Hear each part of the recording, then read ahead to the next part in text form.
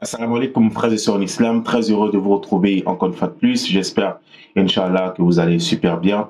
Moi, alhamdulillah. Mes frères et sœurs en islam, aujourd'hui, on va parler de l'importance de dépenser pour sa famille. L'importance et les mérites qu'il y a lorsqu'on dépense notre argent pour notre famille ou dans les charges familiales. Il faut savoir, mon frère, ma sœur en islam, que le fait de donner même l'argent du papa à ton épouse est une aumône. Le fait de nourrir tes enfants est une aumône. Le fait de soigner tes enfants, de soigner ta femme et tout ça, c'est une aumône. Tout ce que tu dépenses pour ta famille, pour le compte de ta famille, c'est une aumône. Tu habilles ton épouse, c'est une aumône. Regardez comment c'est chic d'être mari, d'être père. Quand tu habilles tes enfants, c'est une aumône. Quand tu leur enseignes quelque chose de la religion, c'est une aumône. Subhanallah. Quand tu enseignes même la religion à ton épouse, c'est une aumône. C'est une aumône. Quand tu prends de l'eau que tu donnes à ton épouse qu'elle boit, c'est une aumône. Subhanallah. Mes frères, en islam, c'est important. Le prophète sallallahu alayhi wa sallam, il dit la meilleure des dépenses, c'est ce qu'on dépense pour sa famille. Il dit la meilleure des aumônes, c'est celle qui ne laisse pas la famille dans le besoin. C'est-à-dire quoi? On ne peut pas laisser notre famille dans la faim et aller faire des aumônes dehors. Ça n'a pas de sens.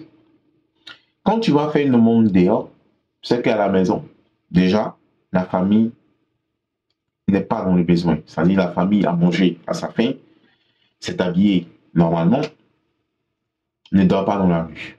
Alhamdulillah.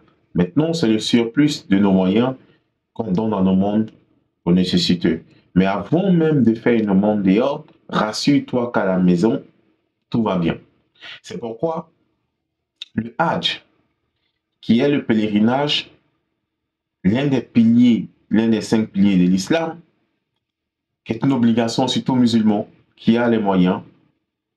Mais avant d'aller au Hajj, si on n'a pas assez de moyens pour mettre à la disposition de la famille derrière nous, pendant tout notre séjour, qui mettra notre famille à l'abri du besoin,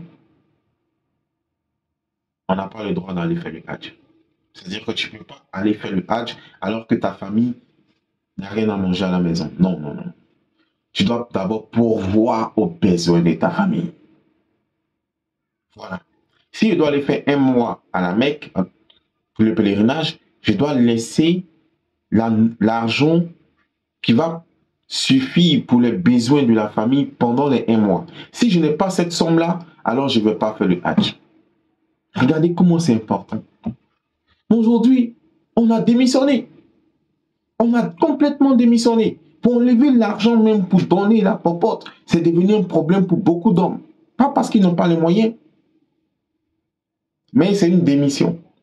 Ils ont démissionné, malheureusement. Tu vois des gens, leurs enfants, eux, ils sont bien habillés. Mais leurs enfants ont des habits déchirés. Ils portent les mêmes vêtements. Ou leurs épouses n'arrivent pas à s'habiller convenablement, alors qu'eux, ils portent des vêtements qui coûtent cher. C'est pas normal.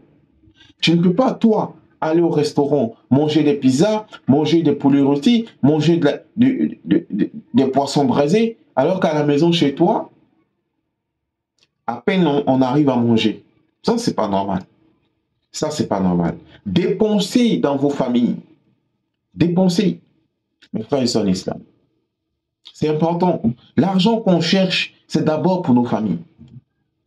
Tu ne peux pas, c'est-à-dire, tu ne peux pas, toi, te mettre bien et oublier ton épouse ou tes épouses et tes enfants. Ça, c'est pas normal. Il faut savoir, et je l'ai dit tout à l'heure, toute dépense que tu fais pour le compte de ta famille est considérée comme une aumône. C'est-à-dire tu as une récompense auprès de ton Seigneur quand tu donnes l'argent de la popote, quand tu achètes un sac de riz, quand par exemple, tu offres des cadeaux à tes enfants, tu as des aumônes pour ça. Subhanallah.